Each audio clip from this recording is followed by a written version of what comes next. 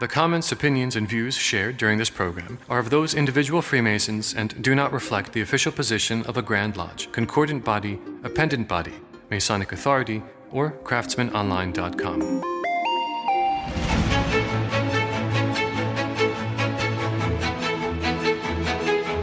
Welcome to the Craftsman Online Podcast, the only 5-star rated Masonic podcast endorsed by the Grand Lodge of New York.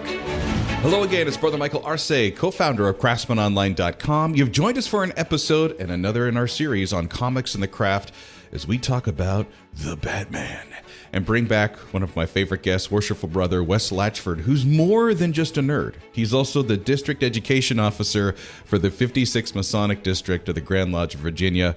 Welcome back, Brother Wes. It is once again an honor and privilege to be here with you. Is it nerd or comic book collector? I never really know what the proper terminology is that's used here. Oh no, it's flat out nerd.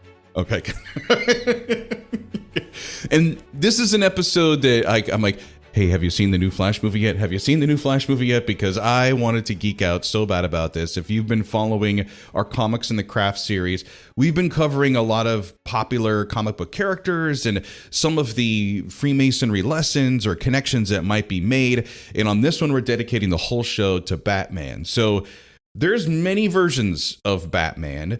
Who was your first, and how was he portrayed that really made him your Batman? So I'm probably showing my age here, just because that question leads to, yes, Adam West and Burt Ward on Batman on TV, and watching it as a kid, not syndicated reruns or anything else. That was definitely 60s campy. Everyone was watching it, so that was one thing. All your friends were watching it, so it was a part of conversation when you were at school. The other elements of it, which are interesting now, at the time, just being a dumb kid, I wouldn't have noticed it. But there were all of these good citizen lessons kind of peppered through it, right? It was almost like, Batman was Mr. Rogers in a Callan cake. Right, because he was going to give you these moral life lessons, and it's still kind of undetermined if that was intended in the series or if Batman was lecturing his ward Dick Grayson on the evils of not doing homework. It was purely tongue in cheek, right? But that was my introduction to a live Batman. However, I will say the real reason I watched the show was for the car. Of all of them, the 1960s Batmobile is the shizzle. I'd agree. And it's weird.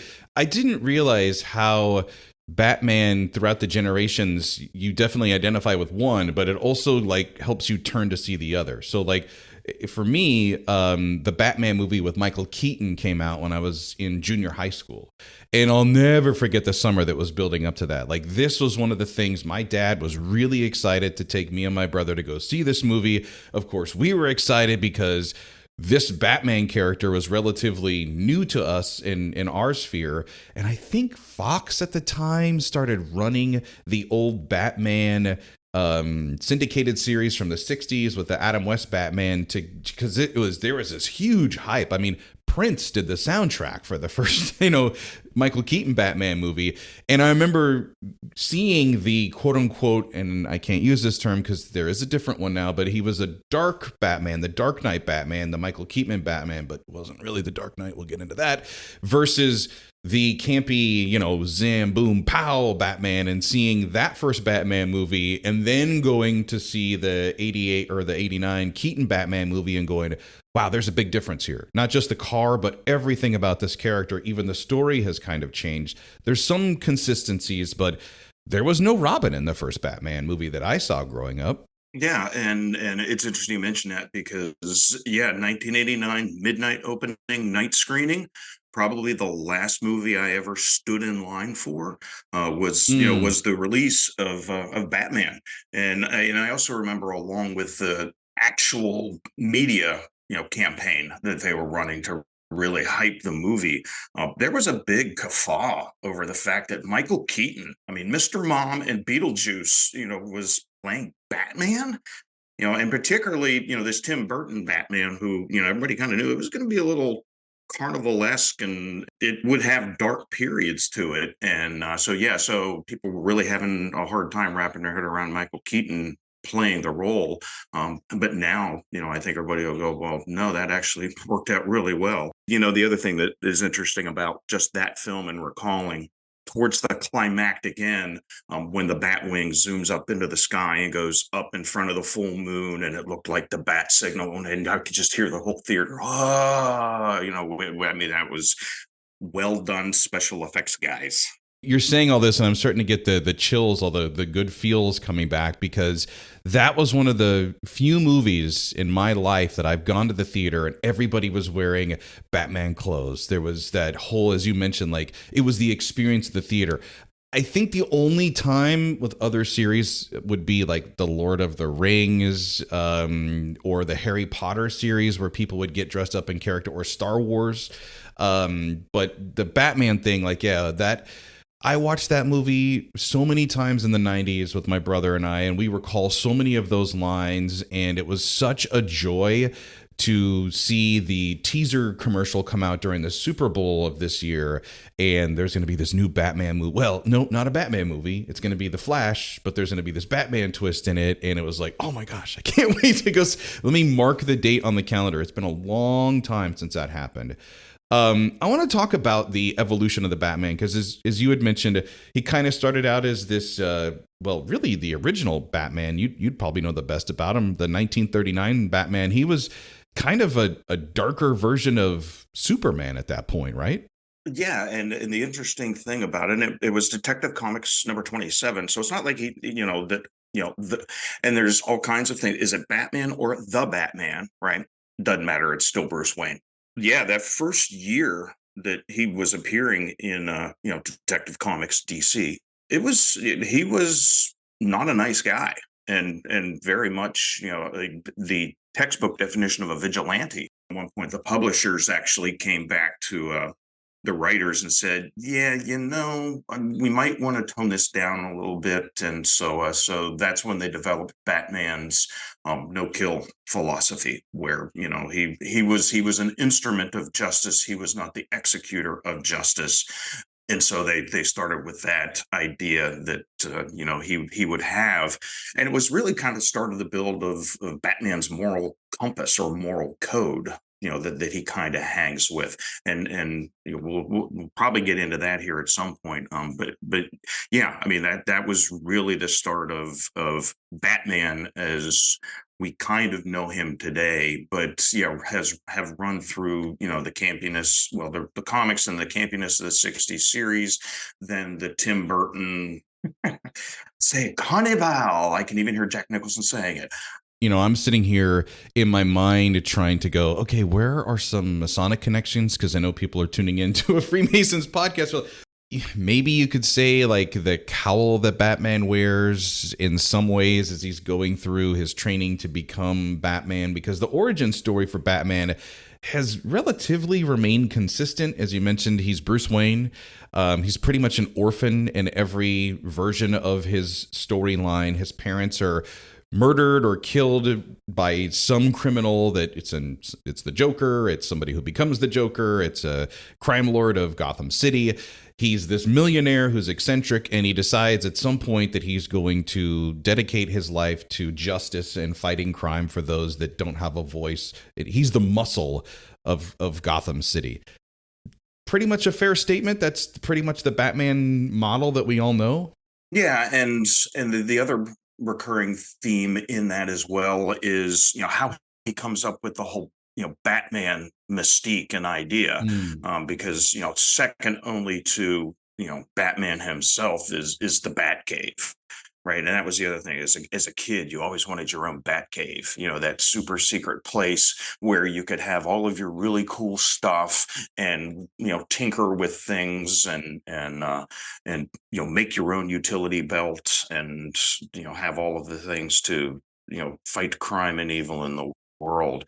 But that evolving, or in some cases revolving moral compass that Batman has wrestled with again since his introduction, or these three different things. Of one, he fights with this just lust for revenge, right? This idea again, he was orphaned by his parents who were good people, right? Yeah, they were some of the wealthiest in Gotham, but they also, were very, very philanthropic, and Wayne's name was everywhere, right? The Wayne family, had the hospital and all the other different things. To have lost that, just puts in him this, he gets started on the whole thing in revenge, and the Dark Knight series with Christian Bale really, hits on just, how low a person can get, and particularly when they let that, you know, Mm. revenge get a hold of them. But the other part that he gets, and that this is number two, is that he also gets this mindset of, not only does he have this revenge, and particularly for whoever it was, and again, you hinted that the stories, it's some criminal, but who that criminal was, changes, from time to time. But the other thing was to prevent you future harm, right? To keep what happened to him from happening to anybody else. Mm.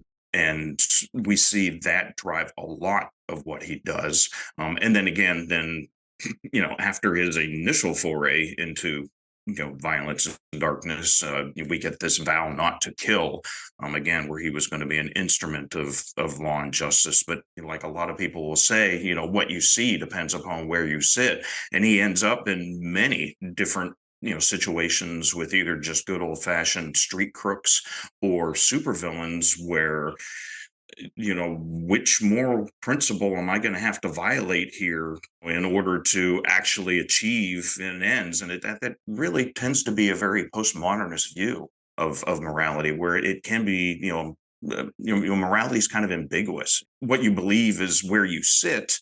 And that's one way of looking at it. There's other philosophies that, will say, well, no, there are basic moral truths that are, indisputable, inimmutable, and timeless. And but it's been very interesting to see, particularly in the last series of productions that have involved Batman, whether it was Nolan's trilogy, or some of the newer iterations where Batman has shown up, in Justice League and Batman versus Superman, and even some of the other takes of some offshoots from it. It's been fun to watch them play, with this morality play that has evolved around the character of Batman. And that's what I love, like the theme of our comics and the craft. Like we've talked about certain characters, and I think of one episode, the Moon Knight, we got into really talking about that, or the Infinity Stones and how they can relate to the working tools and some of the deeper meanings of Freemasonry. But when you get into the makeup of a Freemason himself, with the Justice League and the several different iterations of that, you have, Superman, and well, Wonder Woman couldn't be a Freemason, but she could in like other jurisdictions. Aquaman, like those are basically aliens or godlike mythos creatures. Flash, and I can't remember the cyborg character that's in the new Justice League movie. The robot guy. I was trying to Google that. But, they're basically creations, or as I like to call them, accidental heroes, where an explosion in the lab and now they have this superpower. And then you have Batman, who's just a dude off the street. Like when people joke, like, what's Batman's superpower? Oh, he's rich. Like, no, it's that Batman has, as you're describing, like this very difficult to comprehend moral code or compass. And as a Freemason, there's a lot of the lessons that we get where we're like, yeah, this is good and this is bad, but you live in this world where there's a very vibrant shade of gray. So you have to decide what's right for you in this moment at this time. And I don't want to say it, but we become like Batman. We have to decide where to invest or divest at certain points of our life. Right. I mean, it's not like he just, said, hey, I'm going to go fight crime and put on a goofy costume and go out. And actually, there's, a couple great scenes, in one of the things where, there's somebody pretending to be Batman and he kind of looks like me, about fucks and a little more portly than he should be, but we could all be Batman, right? We could all make the choice to train ourselves to do what he does. So I think that's one of the things that endears the Batman to us, is it's possible. And not only possible, but he wrestles with the same things that we do, right? I don't think, Superman has the same kind of moral dilemmas and questions when it comes to doing something than Batman does, and some of the rest of them. What it gets me to is one of these things as well, where we have this idea commission and omission. Our morality can sometimes be based on the things we do, but then again, the things we choose not to do. Right? So there's commission. We can commit sins or crimes or something against somebody, but then we can also sometimes impact other people by the things we choose not to do, and Batman wrestles with those things too as well. And actually, one of the things that kind of, when you go to the well, is it a lust for revenge, a prevent for future harm, or the vow not to kill? Well, in the train, with Ra's al Ghul, he's like, well, I vowed not to kill. However, the lust for revenge kind of wins out there, because Ra's al Ghul was kind of like the mentor. He's the guy who made him the Batman with the League of Shadows, and so, but Batman basically, as the train's getting ready to crash, he basically says, "I won't kill you, but I don't have to save you either." He physically didn't kill him. Is he now morally absolved of his moral compass, or is that more a moral violation by omission, where just because you choose not to do something doesn't mean you're not culpable?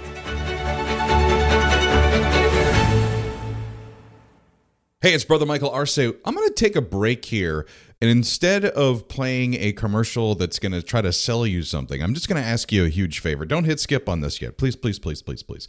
If you're listening to this podcast, you're enjoying our conversation with worshipful brother Wes Latchford about the Batman, comics and the craft. You've listened to Craftsman Online. There's a small thing you could do right now. You can actually do it quicker in the time it's going to ask me for you to do this, which is open up your player and give us a review.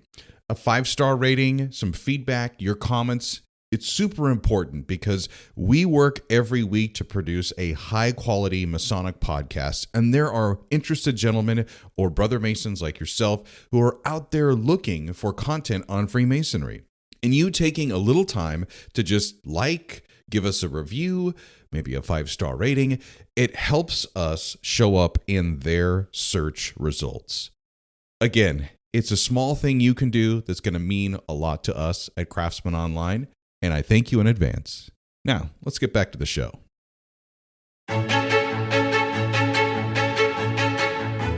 Batman is basically the Dark Knight, the protector, the Cape Crusader, the caretaker of his city, Gotham City, and he struggles with his interesting lifestyle, but then also his unique moral compass. But every good hero can only be measured by the villain. And the contrast to this Batman character, again, has seen many different variations over the time from the comic books and in the movies and the TV show. He's either this goofy clown, or as Heath Ledger and Joaquin Phoenix most recently portrayed him as this deeply mentally disturbed guy who is literally pushing his finger as hard as he can on the issue of what causes people to snap, the Joker. Yeah, and it's amazing how it always comes back to Joker, right? Of all of the supervillains that have graced the pages of any comic series, whether it's out of Marvel or out of DC or out of some of the the newer graphic novels that have come along, it just always seems to go back to Joker. And I think part of that is because, first of all, Joker and Batman have become the perfect yin and yang to each other. We tend to put them on complete opposite ends of a moral spectrum, right? On the one side, you have Joker, which is where there is no morality, right? Life is life. And then on the other side, we have Batman, but even then, he's still not the specific one we might want to hold up. And what you find then, and what makes it such an intriguing pairing, is that when you're talking morality and moral choices, it's that gray, right? It's somewhere on that line in between those. Again, I'm going to go back to Ra's al Ghul, where he could have been on the other side too, because his whole philosophy was do what is necessary. right? They were executing justice, and Gotham had outlived its right to any kind of consideration. You got to do what's necessary. And Bruce, was basically, I can't do that. So again, he falls kind of in that gray zone.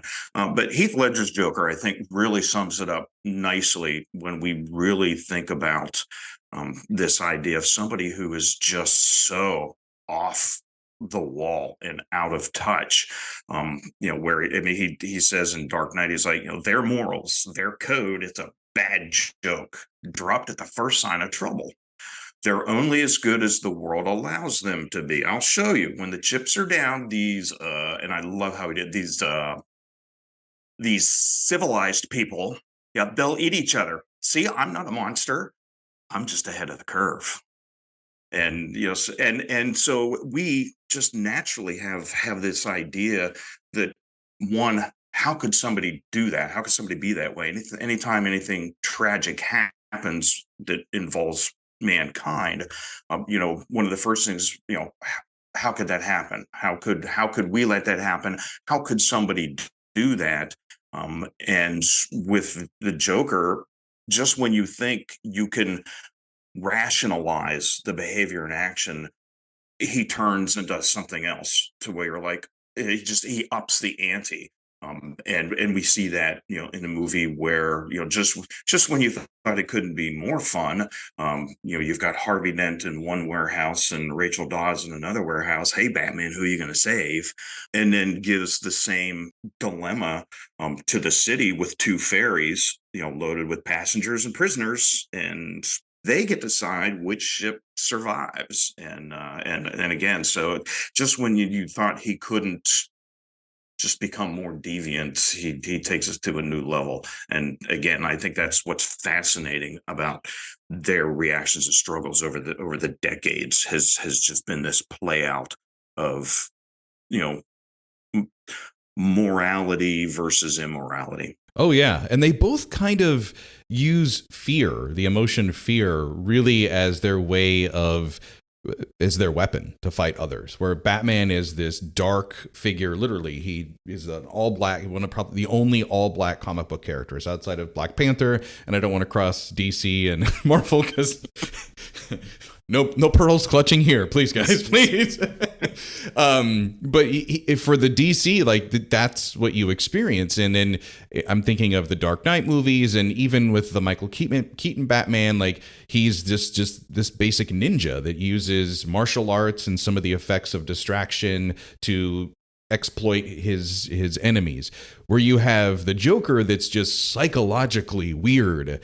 And I think we've all come across people like that in our regular and everyday life, where they just are so far removed from what is normal that you're like, there's something wrong with this person, and yet they can influence other people to follow them. That's kind of scary, that they just really don't give a what about anything in life. They just have this belief. If you said they believe they're ahead of the curve, and you're like, whoa, you are past the guardrails of what society will allow. You're why we have prisons and help. And it's just so interesting in that world, as you were talking, like they both kind of use the same emotion to get the outcome that they desire.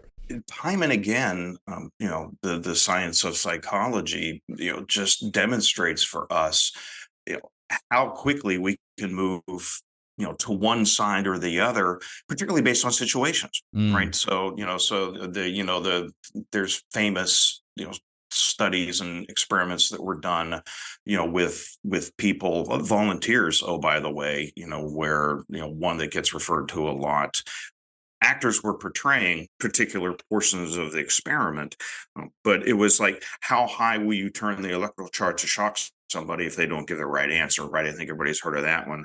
And then there's another one that literally is called the trolley dilemma, where it wasn't as technically involved as the Stanford experiment, but basically, the question was asked. It said, if you could push one person in front of a trolley to stop it to save everybody else on the trolley, would you do it? Most people would be like, yeah, I'd push them. I'd push them. From which the phrase "throw them under the bus" originally came from. Yeah, we actually go along with the crowd. So which, and it becomes that question of which crowd are you going to follow? Are you going to follow society? Or are you going to follow the Masonic crowd who is supposed to be espousing, a beautiful system of morality, veiled in allegory and illustrated by symbols? And I feel bad because Batman has been rebooted so many times, and you saw it in the Flash movie. They had this fantastic finish at the end of the movie of many of the famous actors, and some of them had cameo appearances, who have donned the cowl of Batman. And as you look at kind of that traditional hero myth that Joseph Campbell lays out in The Hero with a Thousand Faces, Bruce Wayne and the Batman character do kind of follow that template of, okay, trials, temptations, a mentor who helps out. And you have Superman, who's got these wonderful superhuman powers. You're like, wow, he can fly around the world. He can do that. Batman doesn't have that. So his endearing quality to fans, aside from the cool technology, is that he's always forced, as you're saying, to make this difficult morality choice. And I was thinking of the latest version, which the guy from Twilight was the new Batman, and it was more of a grittier 80s style Batman. And I kind of got into it as a kind of a off reboot, I guess, of what they were trying to do. But it was that I was cheering for the character that I knew, because there were parts of him that I remember from the other movies in that experience. And I was like, Batman always does the right thing, but he always does it as a sacrifice to himself. Like, what's going to happen in this outcome? Is that what you feel like when you go in, or you're into the movies or watching a show? That's what you're kind of cheering for, is that moment of when he has to make that decision. And what would Batman do? What would Batman do? We might have a marketing scheme there. Right. It might not, but much like a lot of Batman's choices, it might not work out the way we really want it to, but sometimes it's the way it has to be. Cue the announcer voice. Bruce Wayne is going to swing in and save Gotham City, but will he do Next, stay tuned. And next Bat time, next Bat channel, going back to the 60s. Yeah, but again, what tool do I have in my mental utility belt, that will allow me to address or work with a situation? And so, to use an allegory, I mean, we have a Masonic Batman utility belt, right? I mean, we have all of these different things that we have been given, and provided to help us. And they don't have to be, life and death. Well, you've got the poor little security guard locked in the vault, with boiling acid, being put in it by Two-Face. Again, little campier. Tommy Lee Jones was a great Two-Face, by the way. So it doesn't have to be anything that much. It can just be the simple choices of how we interact with people, demonstrating the proper level of civility. And you find that where, Batman, regardless of who he's dealing with, whether it's Joker or, again, the common street criminal, he's kind of interacting with them the same way. He doesn't allow himself to, necessarily become embroiled in the situation. He's just a part of it, and most of the time is thinking about how the heck do we get out of this one. Jack Nicholson, I mean, not to make light of it, but when they actually injure Batman, they say, oh, he bleeds, which I remember as a kid, it was like so like profound. I was like, wow, Batman isn't like Superman. He doesn't have these special powers that he can go heal overnight. Like, Batman gets beat up. He hurts like the rest of us. Like, that's a way different stack of cards you're playing with, or hand of cards, I should say, when you're about to go do something and put physical or yourself, now I guess would also be mental, that you have to consider. And that's what, Batman's the guy that charges into a burning building to save as many people as he can. And I think we all inside want a little bit of that. And I think as Freemasons, to try to get back and make that connection is like, that's what that calling is, that thing that's in our heart that somehow connects with a thought that's in our head that drives us to go to a Masonic lodge to try to seek the answers as to what all of this means. In a way, we are going through those same steps that a young Bruce Wayne did, trying to figure out how he's going to make a difference or what his place is in this world. Yeah, and one of the important things with that, particularly for Freemasonry as well, is the role of a mentor. Right. I mean, Bruce was not left to figure this out for himself. He had, Alfred, right? But you have even like you have different Batmans and different Jokers. You've got different Alfreds too. Alan Napier's, basically straight man to Adam West. He just very good, Mr. Wayne, and would go off and do Batman's bidding. Michael Go's, super tech butler, basically, he's a butler, but he also, was incredibly talented with inventing and creating all those wonderful toys that Joker refers to. But I think the best one when it comes to this mentoring, almost surrogate parent, Alfred, that was played by Michael Kane. Bruce Wayne really was his son, and he did not have any compulsion of crossing that line between butler and mentor and giving him a good, verbal lashing, when he needed it. To have, a mentor to help you through those things is incredibly important. And as we're on this Masonic journey, from youth to manhood to old age, it's important in every step of that journey that we have those good, solid mentors as well. Not just straight man, the Alfred who's just going to be good for bouncing jokes off of and everything else, but somebody, who really is that friend and brother who's going to whisper, good counsel when necessary, and help keep us, thinking of the Boy Scouts, morally straight and mentally awake. Well, this has been the Craftsman Online podcast. Again, one of my favorite guests for coming on as we get into comics and the craft, worshipful brother Wes Latchford. Again, my pleasure to be here. If you've enjoyed our podcast and you want to hear more, you can tell Siri or Alexa to play the Craftsman Online podcast. We're available on all streaming platforms with new episodes every Monday morning. Until next time, let peace and harmony prevail.